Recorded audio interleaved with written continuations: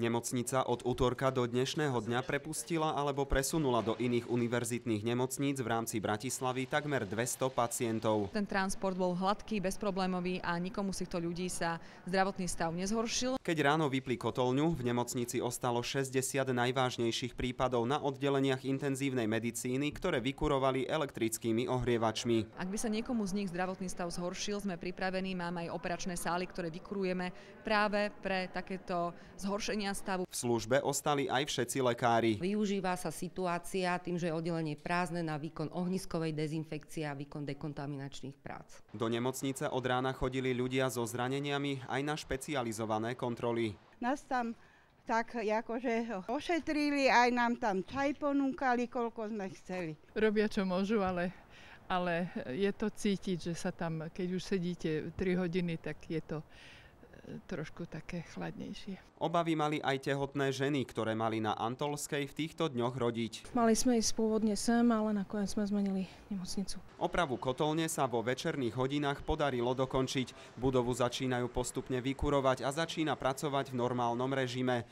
Budúcotýždňové operácie a pôrody by mali robiť podľa plánu. Fungovať začnú aj ambulancie na poliklinike. Kristián Čekovský, RTVS.